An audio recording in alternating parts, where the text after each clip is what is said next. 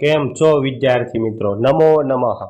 ધોરણ 9 વિષય સંસ્કૃત, પાઠ નંબર 11 વેદિત્વ્યાની મિત્રાણી. મિત્રોને જાણી લેવા જોઈએ. પાઠનો આજે આપણે અભ્યાસ કરીશું. પ્રસ્તાવનાનો ખ્યાલ મેળવીએ.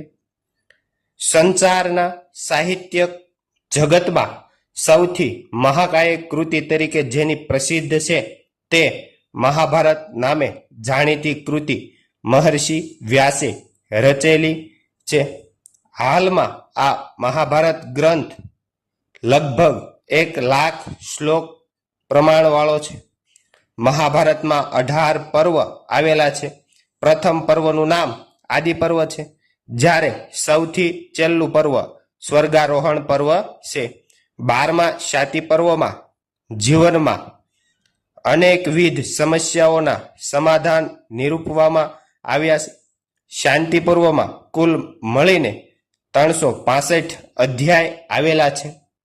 આ બધા અધ્યાયોને રાજધર્મના શાસન પર્વે 1 થી 130, આપધર્મ પર્વ 131 થી 173 અને મોક્ષ ધર્મ પર્વ 174 થી 365 એવા આંતરિક પર્વોમાં વહેંચવામાં આવ્યા છે. આમાંના આપ ધર્મ પર્વમાં ભીષ્મ અને યુધિષ્ઠિરનો સંવાદ આવેલો છે અને તેમાં રાજનીતિનો ઉપદેશ છે. આવા જ એક પ્રસંગે માણસે પોતાના મિત્રો રાખવા જોઈએ એવો બોધ યુધિષ્ઠિરને આપ્યો છે. આ ઉપદેશ દરમિયાન એ પણ બતાવવામાં આવ્યું છે કે મિત્ર કેવો હોઈ શકે, તે કેવી રીતે બનતા હોય છે અને કેવી રીતે તે આપણા ઉપર ઉપકાર કરતા હોય છે. જોઈએ હવે પાઠની સમજણ મેળવીએ. પહેલા નંબરનો શ્લોક છે. વેદિત્વ્યાની મિત્રાણી વિજ્ઞેયા પાચિત શત્રવઃ એતઃ સુસૂક્ષ્મ લોકે અસ્મિન દૃશ્યતે પ્રાજ્ઞ સંમતઃ. અનુવાદ જોઈએ. મિત્રોને જાણી લેવા જોઈએ અને શત્રુઓને પણ ઓળખી લેવા જોઈએ. મિત્રોને જાણવાનું કે છે અને શત્રુઓને ઓળખવાનું કે છે. આ દુનિયામાં આ બાબત દાહિયા સમજદાર માણસોને માન્ય ખૂબ જ સૂક્ષ્મ જણાય છે. બીજા નંબરનો શ્લોક છે, એનું અધ્યયન કરીએ. શત્રુ રૂપાહી સુહદ્યો મિત્ર રૂપાચ્યા શત્રવઃ સંધિતાર્તે ન બુદ્ધ્યંતે કામ ક્રોધ વશમ ગતાહા. દુશ્મનનું રૂપ ધરાવતા મિત્રો અને મિત્રોનું રૂપ ધરાવતા દુશ્મનો હોય છે. બંને પરસ્પર પોતાનું રૂપ છે એ અલગ અલગ ધરાવતા હોય છે. કામ અને ક્રોધને વશ થયા હોય અને આપણી સાથે જોડાયેલા તે બધા જાણી શકાતા નથી. એટલે કે આપણી સાથે જે કાંઈ મિત્ર અથવા તો શત્રુના રૂપમાં રહેલા છે એવા લોકોને આપણે જાણી શકતા નથી. એથી જ કીધું છે આ જે કાંઈ આપણી સાથે કામ અને ક્રોધમાં જોડાયેલા છે તેને આપણે બધાને જાણી શકતા નથી. ત્રીજા નંબરના શ્લોકનું અધ્યયન કરીએ. નાસ્તિ જાતુ રિપુર્નામ મિત્રમ નામ ન વિદ્યતે વ્યવહારાચ જાયંતે મિત્રાણી રિપવસ્તતા. ક્યારેય ખરેખર કોઈ શત્રુ હોતો નથી.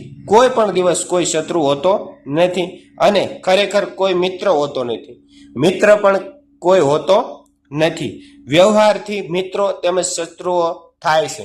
તમે જેવા પ્રકારનો વિદ્યાર્થી મિત્રો વ્યવહાર કરો એવા પ્રકારના મિત્રો અને શત્રુ છે એ થતા હોય છે. એટલે જ કીધું કે વ્યવહારથી મિત્રો તેમજ શત્રુઓ છે એ થાય છે. ચોથા નંબરના શ્લોકનું અધ્યયન કરીએ.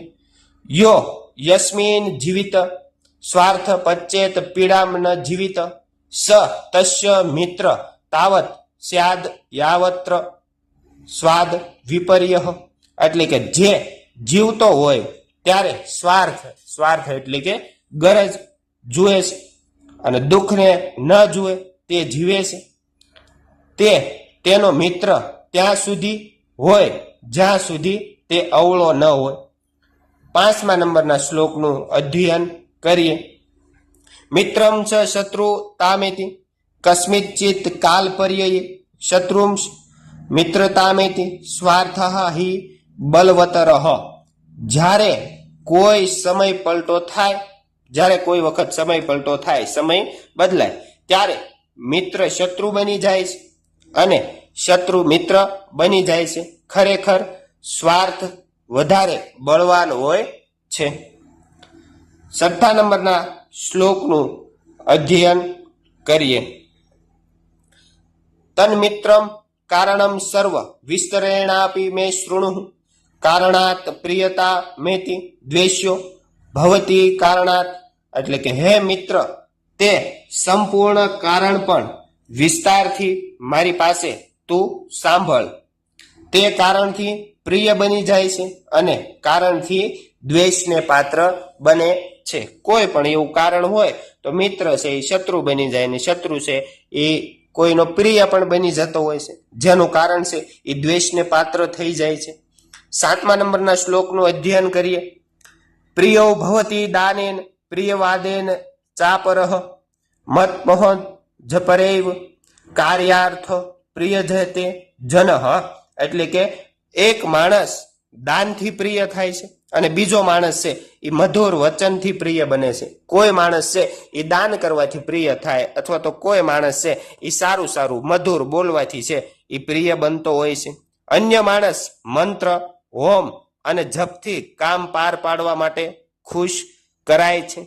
8મા નંબરના શ્લોકનું અધ્યયન કરીએ. ઉત્પાદના કારણે પ્રીતિ રાક્ષીસો ન કારણાંતરે પ્રધવસ્તે કારણ સ્થાને સા પ્રીતિ નિવસર્તતે. અનુવાદ જોઈએ. આપણા બે વચ્ચેની પ્રીતિ કારણથી કે બીજા કારણથી ઉત્પન્ન થઈ હતી, તે કારણ નષ્ટ થતા પ્રીતિ પલટાય છે. 9મા નંબરના શ્લોકનું અધ્યયન કરીએ. આત્મરક્ષણ તણામ સુપરીક્ષિત કારિણામ આપદો નેપ ધનતે પુરુષાણામ સ્વદોષ જનાહ. પોતાના રક્ષણ માટે સ્વાધીન અને સારી રીતે સકાચીને કાર્ય કરનારા લોકોને પોતાના દોષોને લીધે થતી આપત્તિઓ છે એ આવતી નથી. 10મા નંબરના શ્લોકનું અધ્યયન કરીએ. શત્રુન સમ્યગત વિધાનાતિ દુર્બલાએ બલિયસઃ ન તેષા ચાલ્યતે બુદ્ધિ શાસ્ત્રાર્થ કૃત નિશ્ચયા.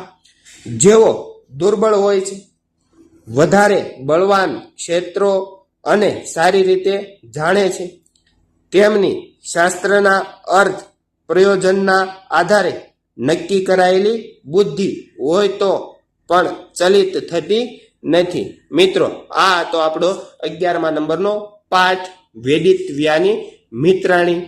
મિત્રોને ઓળખી લેવા જોઈએ અથવા તો મિત્રોને જાણી લેવા જોઈએ. સંપૂર્ણ અનુવાદ સાથે મળીએ આગલા વિડીયોમાં.